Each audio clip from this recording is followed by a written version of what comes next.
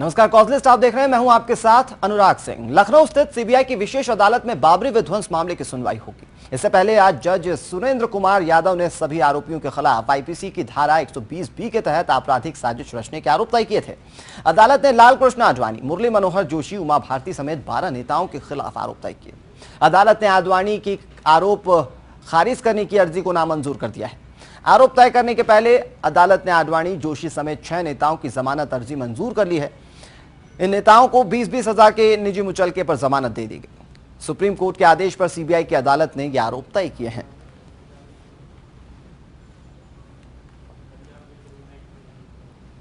खुर्रम हमारे संवाददाता इस पर ज्यादा जानकारी के साथ जुड़ चुके हैं। खुर्रम, आज से इस मामले की सुनवाई शुरू होगी, अहम यह मसला है और इसको लेकर सीबीआई की क्या कुछ तैयारियां हो सकती हैं? देखिए अनाज, जो बड़ी जीत सीबीआई की जो आरोपी थे, 11 आरोपी थे, मामले 12 आरोपी थे, उनको दोबारा उनका आरोप तय कराना, तो उसमें कामयाबी मिली। सुप्रीम कोर्ट के जरिए उन्होंने आरोप तय करा दिए थे और कल आरोप तय भी हो गए जी। आगे के बाद आज कार्रवाई की बात करें तो अब यहाँ पर इस मामले में गवाही का सिलसिला शुरू होगा। जो विटनेस होंगे जानने का सिलसिला शुरू होगा। उससे पहले गवाहों को समन किया जाएगा। तो अब देखना ये होगा कि जो 2 साल का टाइम बॉन्ड दिया है सुप्रीम कोर्ट ने कि आप 2 साल के अंदर जजमेंट दीजिए, तो अब उस पर चलेंगे कोर्ट के सामने, क्योंकि पहला जो टाइम बाउंड था उसको फुलफिल कर लिया है, जो कि 4 हफ्ते के अंदर आपको आरोप तय करने, तो वो आरोप तय कर लिया जो 9 जून को अभी खत्म हो रही थी, उससे पहले तय हो गया है आरोप। अब देखना ये होगा कि जैसे जो हेयरिंग होती है इसमें गवाहों के आने का सिलसिला, गिरफ्तार क्या होती है, क्योंकि देखा गया है कि गवाहों के देर से आने की वजह से सुनवाई देरी से होती थी। तो अब ये सब चैलेंजेस हैं, इस कोर्ट के सामने अब देखना होगा कि किस तरीके से आगे चलते, लेकिन अब आज से एक हेयरिंग शुरू। खुर्रम, टाइम बॉन्ड की बात आपने कही है। टाइम बॉन्ड अगर फिक्स हो चुका है कि इतने इतने समय में इस पूरे मामले को पूरी तरह से निपटाना है, तो उसमें कोर्ट की प्रोसीडिंग अब किस तरह से अलग होगी दूसरे मामलों से? अभी ये एक ही मामला है। पहली बात अयोध्या प्रकरण की सीबीआई की विशेष अदालत है, इसमें सिर्फ अयोध्या मामले की सुनवाई होनी है। दूसरी बात, इसमें जज का ट्रांसफर नहीं होना। सुप्रीम कोर्ट ने साफ कह दिया है कि किसी भी न्यायाधीश का ट्रांसफर नहीं होगा। जो यादव साहब जो जज है यहाँ पर एस.के. यादव, वो उनका ट्रांसफर नहीं होगा। यानी कि जो जज आज हियरिंग कर रहा है वो लास्ट टाइम तक हियरिंग करेगा। जो सबसे बड़ी दिक्कत आ रही थी कि जज का ट्रांसफर हो जाता था, नए जज को समझने में टाइम लगता था, ऐसा कुछ नहीं होगा। ये लगातार बने रहेंगे, डे टू डे हियरिंग होगी। और उसके बाद गवाहों के सिलसिला ये इंश्योर करना है कि जो गवाह होंगे वो उनकी जो रफ्तार है पेश उनके आने की, वो ना थम पाए, क्योंकि यही दिक्कत एक पेश आती है कि गवाहों का सिलसिला जो होता है वो तेजी से नहीं चलता, जिसकी वजह से दिक्कत पेश आती है। और शायद इसी में तेजी लाने की कोशिश की जाएगी। खुर्रम, ये जान लिया गया आपसे कि तैयारियां यहाँ पर सीबीआई की तरफ से क्या रहने वाली हैं, लेकिन जाहिर सी बात है कि बचाव पक्ष की भी तैयारियां क्या कुछ होंगी। बचाव पक्ष की दलीलें क्या हो सकती हैं कोर्ट में? ये तमाम चीजें हैं। दलील में बात की जाए तो आपने देखा जिस तरीके से कल आरोप तय हुए थे, उसमें सीबीआई ने अपना पक्ष रखा था, बचाव पक्ष ने अपना बचाव जो पक्ष था उसने अपनी जिला वहां की थी और इस बात की तस्दीक करने की कोशिश की थी कि उसके पास कितना ज्यादा सबूत है। देखिए सीबीआई का साफ तौर पे कहना है कि ये मामला कोई नया रजिस्टर नहीं हुआ, पहले ही चलना था कि ये जो 12 आरोपी है जिन पर आरोप है, इनका नाम पहली बार जुड़ा है, तो तमाम सबूत उनके पास पूरे हैं, कोई दिक्कत की बात नहीं है। वो आराम से सब कुछ अपने पक्ष को मजबूत रख सकते हैं। लेकिन अब देखना ये होगा कि जो गिरा होगी कोर्ट के अंदर, जो क्रॉस एग्जामिनेशन होगा, उसमें किसका पल्ला भारी होता है, ये देखने वाली बात। बिल्कुल, तो क्रॉस एग्जामिनेशन पर नजर बनी रहेगी। खुर्रम, आप भी हमारे साथ बने रहिए, कई और मसलों पर आपसे जानकारी ली जाती रहेगी। इधर लखनऊ में शिया सुन्नी समुदाय के जुलूस निकालने के मामले में एम्बुलेंस के लिए रास्ता छोड़े जाने के मामले में दायर याचिका पर आज इलाहाबाद हाईकोर्ट की लखनऊ बेंच में सुनवाई होगी। इस याचिका में कहा गया है कि जब कभी भी किसी एक समुदाय का जुलूस निकलता है तो फिर पूरा रास्ता रोक दिया जाता है। इन हालात में एम्बुलेंस जैसी सेवाएं भी बाधित होती हैं, लिहाजा इस पर विचार करना चाहिए। राज्य सरकार को इस बाबत अपना जवाब दाखिल करना है। मामले की सुनवाई जस्टिस सुधीर अग्रवाल और जस्टिस वीरेंद्र कुमार की बेंच में होगी। तो इस पूरे मामले पर राज्य सरकार को जवाब दाखिल करना है। खुर्रम, हमारे संवाददाता इस पर ज्यादा जानकारी के लिए जुड़े हुए हैं। खुर्रम, मामला जो है वो आम जनता से जुड़ा हुआ है और राज्य सरकार को जवाब दाखिल करना है। राज्य सरकार की तरफ से क्या कुछ कहा जा सकता है? देखिए राज्य सरकार को बताना होगा कि जब जो समुदाय का जुलूस निकलता है तब उसकी क्या तैयारी होती है, क्योंकि लाइफलाइन का मामला होता है। अगर आप देखा जाए तो जो एम्बुलेंस है वो उनको जगह नहीं मिल पाती है जाने की। ये सबसे बड़ी दिक्कत का सवाल है, क्योंकि जुलूस 12 जुलूस टोटल होते हैं, 11 शिया समुदाय और एक हिंदू समुदाय के। और दिक्कत ये होती है तो जुलूस पूरे शहर में होते हैं, और जो सबसे बड़ा हेवी सेक्टर एरिया पुराना लखनऊ होता है, जहाँ पर कुछ अस्पताल मौजूद है, KGMC वही मौजूद है, वो रास्ता वही होता है। तो किस तरीके से जो एम्बुलेंस जाएगी उनके लिए कुछ आप कैसे देंगे, ग्रीन कॉरिडोर उनके लिए कैसे बनाएंगे, सबको लेकर दाखिल हुई थी।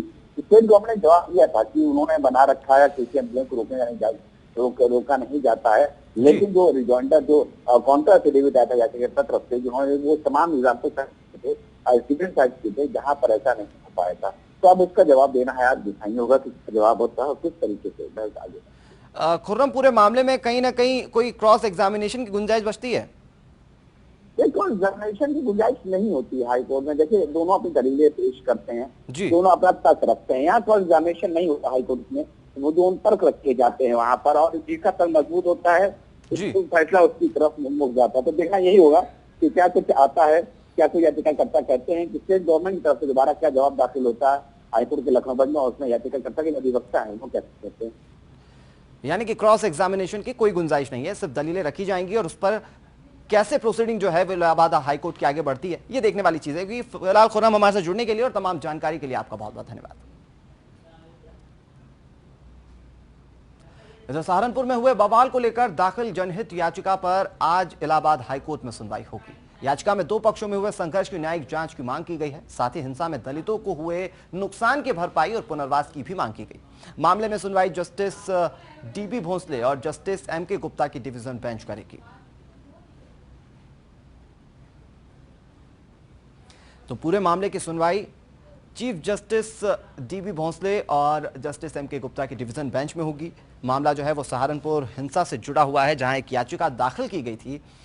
इस याचिका में न्यायिक जांच की मांग की गई है। साथ ही हिंसा में दलितों को हुए नुकसान की भरपाई और उनके पुनर्वास की भी मांग की गई है। आलोक हमारे संवाददाता इस पर ज्यादा जानकारी के साथ जुड़ चुके हैं। आलोक, इस पूरे मामले में जो याचिका दाखिल की गई है उस पर प्रोसीडिंग किस हिसाब से हो सकती है? देखिए अनुराग, कुछ दिन पहले यूपी के सहारनपुर में दो समुदायों के बीच में जाति संघर्ष हुआ था, जिसमें कई लोग घायल हुए थे, कुछ की मौत हुई थी, आगजनी हुई थी, तोड़फोड़ हुई थी, बवाल हुआ था।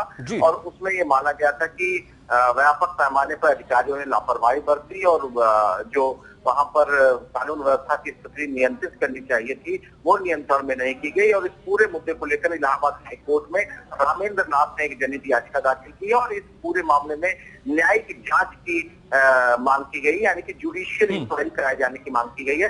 साथ ही जनहित याचिका में यह भी मांग की गई है कि जो दलितों को वहां नुकसान हुआ है उसकी भरपाई की जाए और उनका जो दलित अपने घरों को छोड़कर चले गए उनका पुनर्वास कराया जाए। पूरे मामले की सुनवाई जस्टिस DB भोसले की अध्यक्षता वाली खंडपीठ करेगी। इस जनहित याचिका को मीडिया रिपोर्टों को आधार बनाकर दाखिल किया गया है। इसमें अखबारों की, समाचार पत्रों की पेपर कटिंग्स लगाया गया है। साथ ही इलेक्ट्रॉनिक मीडिया टीवी चैनल्स में जो खबरें चली थी उनके फुटेज को भी लगाकर ये कहा गया है कि वहां पर व्यापक पैमाने पे जो हिंसा है उस पर नियंत्रण करने में अधिकारी जो वहाँ पे पुलिस अधीक्षक थे, DIG थे, IG थे, मंडलायुक्त थे, जिलाधिकारी थे, ये बिल्कुल नाकाम रहे और कहीं ना कहीं सरकारी तंत्र की लापरवाही यहाँ पे उजागर हुई। तो पूरे मामले पर आप आज चीफ जस्टिस DB भोसले की डिवीजन बेंच सुनवाई करेगी। रामेंद्र नाथ ने यह जनहित याचिका दाखिल की है और इसमें मीडिया रिपोर्टों को आधार बनाकर यह PIL दाखिल की गई है। जी अनुराग। आलोक, जिस तरह से आप बता रहे हैं कि यहाँ पर पेपर कटिंग्स का इस्तेमाल किया गया है, याचिका दाखिल करने में टीवी फुटेजेस का इस्तेमाल किया गया है, क्या ये काफी होंगे कोर्ट के सामने अपने पक्ष रखने के लिए या फिर कुछ और भी पहलू चाहिए होंगे कोर्ट को?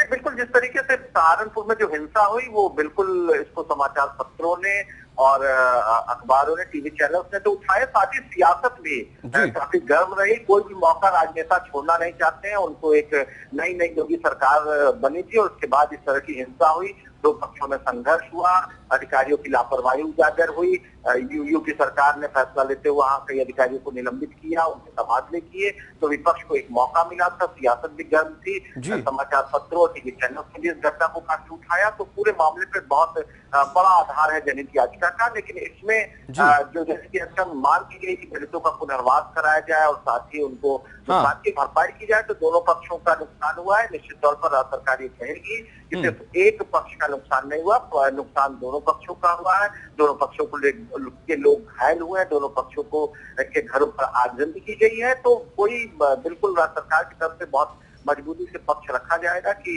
इस पूरे मामले की जो जुडिशियल इंक्वायरी, फिर भी लगता है कि कहीं ना कहीं राज्य सरकार सहमत होती दिखेगी, लेकिन आज अदालत इस पर क्या फैसला करती है अदालत के फैसले पर निर्भर करेगा। PIL chief justice DB Bhosale की डिवीजन वाली खंडपीठ करेगी। जी अनुराग, दिलचस्प मामला है आलोक, और देखने वाली चीज होगी कि जो सहारनपुर में हिंसा हुई थी इस पर कोर्ट अपनी तरफ से क्या फैसला सुनाता है। सुनवाई पर नजर बनी रहेगी। फिलहाल हमारे साथ जुड़ने के लिए और तमाम जानकारी के लिए आलोक आपका बहुत बहुत धन्यवाद। टीवी चैनलों पर आपत्तिजनक सामग्री के प्रसारण पर रोक लगाने के लिए दायर याचिका पर दिल्ली हाईकोर्ट में आज सुनवाई होगी। हालांकि ऐसी सामग्री के प्रसारण पर रोक है, लेकिन बीच बीच में ऐसे प्रसारण होते रहते हैं। हाईकोर्ट ने याचिकाकर्ता से 3 महीने के दौरान आपत्तिजनक सामग्री के प्रसारण का ब्यौरा मांगा था। पिछली सुनवाई के दौरान याचिकाकर्ता ने यह जानकारी कोर्ट के सामने पेश की थी।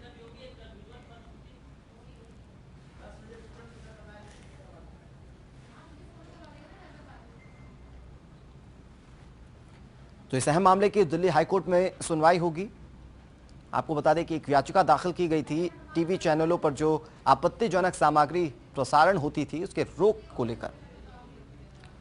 हालांकि कोर्ट ने 3 महीने के अंदर जो आपत्तिजनक सामग्री इस्तेमाल की गई है उसको लेकर ब्यौरा मांगा है।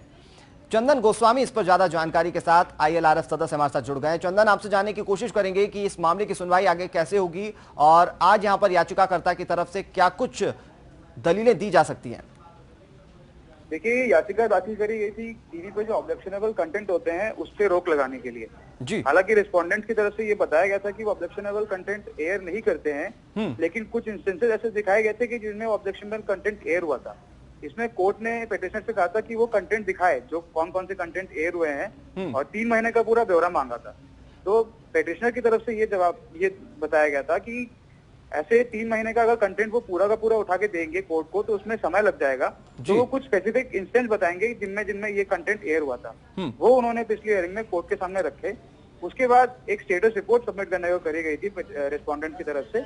वो रिपोर्ट आज सबमिट होनी है। इसके बाद इसमें क्या बहस होगी ये हमें तब पता चल पाएगा। चंदन, अब ऐसे तो नियम है कि आप ऑब्जेक्शनल जो कंटेंट है उसे नहीं दिखा सकते हैं, और इसको अगर याचिकाकर्ता की तरफ से पूरे फैक्ट्स के साथ दर्शाया जाता है तो क्या ऐसे टीवी चैनलों के खिलाफ भी कोर्ट संज्ञान लेकर उन पर कार्रवाई कर सकता है?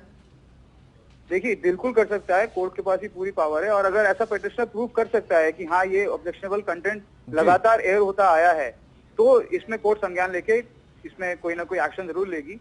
हालांकि अगर रिस्पोंडेंट इसमें ये कहते हैं कि उन्होंने गलती से या किसी तरीके से ये कंटेंट एयर हो गया है, तो वो अपना कोर्ट का डिस्क्रिप्शन होगा कि वो क्या रिस्पोंडेंट से मानती है। चंदन, ऐसे टीवी चैनलों पर लीगली क्या कार्रवाई बनती है? जी देखिए, ये तो कोर्ट के डिस्क्रिप्शन के ऊपर है, कोर्ट के पावर्स के ऊपर है कि वो किस किस तरह से इसको प्रोसीड करना चाहती है। वो उस पर बैन लगा सकती है, वो उन कंटेंट्स के लिए उनको पनिश कर सकती है, वो फाइन लगा सकती है, वो उनसे लिखित में माफीनामा मांग सकती है। तो ये कुछ ऑप्शंस हैं, ये कुछ तरीके हैं जिससे कि टीवी चैनल्स के ऊपर और जो ये कंटेंट एयर कर रहे हैं उनके ऊपर ये बैन लग सकता है। ठीक है, तो यहाँ पर विकल्प भी कई सारे टीवी चैनलों के पास होंगे और साथ ही साथ यहाँ पर कोर्ट अपनी तरफ से एक्शन ले सकता है। ये एक बड़ी बात इन टीवी चैनलों के खिलाफ होगी। फिलहाल हमारे साथ जुड़ने के लिए चंदन और तमाम जानकारी के लिए आपका बहुत बहुत धन्यवाद।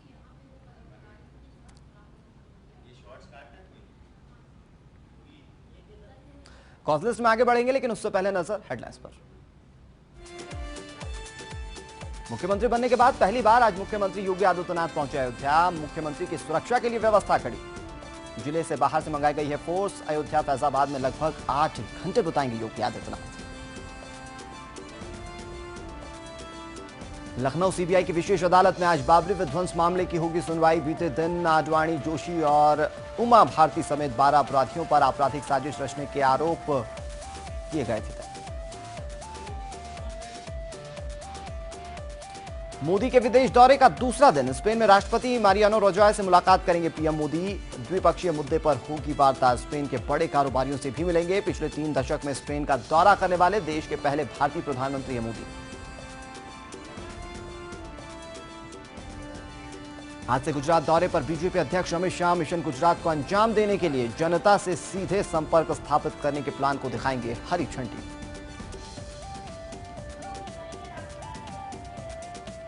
जीएसटी पर चर्चा के लिए बुलाया गया है दिल्ली विधानसभा का विशेष सत्र। जीएसटी के मद्देनजर कारोबारियों के हितों की होगी चर्चा।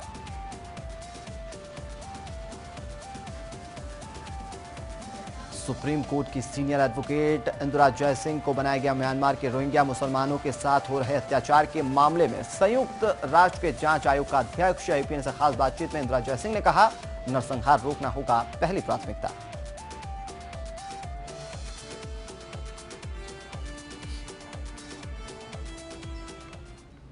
चलिए कॉज लिस्ट में आगे बढ़ते हैं, जहां गंगा एक्शन प्लान के पहले और दूसरे चरण के अमल के मुद्दे पर राष्ट्रीय हरित अधिकरण यानी एनजीटी में सुनवाई होगी। पिछली सुनवाई में एनजीटी में मेरठ, मुजफ्फरनगर और हापुड़ जैसे शहरों पर चर्चा हुई, जहां इन शहरों के नाले काली नदी में मिलते हैं। एनजीटी ने इन इलाकों में चल रही सभी औद्योगिक इकाइयों को निर्देश दिया कि वे 3 महीने के भीतर अपने सीवेज ट्रीटमेंट प्लांट के साथ साथ प्रदूषण रोकने के अन्य उपाय भी करें। तो एनजीटी में इस पूरे मामले की सुनवाई होगी। बता दें आपको कि मेरठ, मुजफ्फरनगर और हापुड़ जैसे शहरों पर चर्चा हुई है, जहां पर इन शहरों के जो नाले हैं वो काली नदी में मिलते हैं। एनजीटी ने इन इलाकों में चल रही सभी औद्योगिक इकाइयों को निर्देश दिए कि वे 3 महीने के भीतर अपने सीवेज ट्रीटमेंट प्लांट के साथ साथ प्रदूषण रोकने के अन्य उपाय भी करें।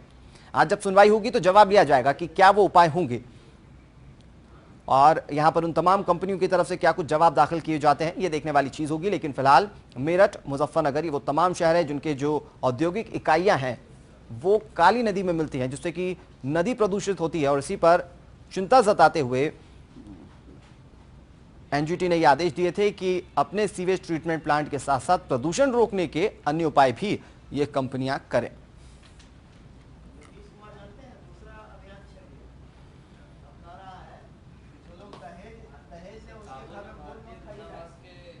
हिमाचल प्रदेश में कसौली के पर्यावरण की रक्षा के लिए हिमाचल प्रदेश पर्यटन विकास निगम लिमिटेड की निर्माण गतिविधियों पर रोक लगाने की याचिका पर राष्ट्रीय हरित अधिकरण यानी एनजीटी में सुनवाई होगी। पिछली सुनवाई में एनजीटी ने सभी होटलों में अपील की कि उनकी बात पर ध्यान दिया जाए। इस पर एनजीटी ने इस बात का जवाब मांगा कि कागज पर 3 मंजिला जमीन पर 11 मंजिला आखिर कैसे हो गई।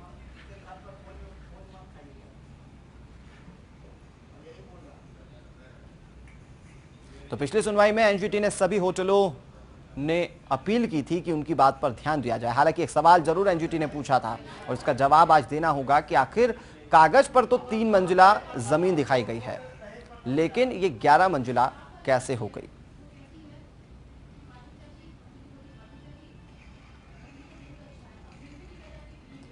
हिमाचल के पर्यटन क्षेत्र कसौली का ये पूरा मामला है, जहां पर अवैध निर्माण से जुड़ा हुआ ये मसला है। इसको लेकर मामले की सुनवाई लगातार एनजीटी में जारी है। पिछली सुनवाई के दौरान जवाब मांगा गया था एनजीटी की तरफ से कि कागज पर जो 3 मंजिला जमीन है, इमारत है, वो 11 मंजिला आखिर कैसे हो सकती है।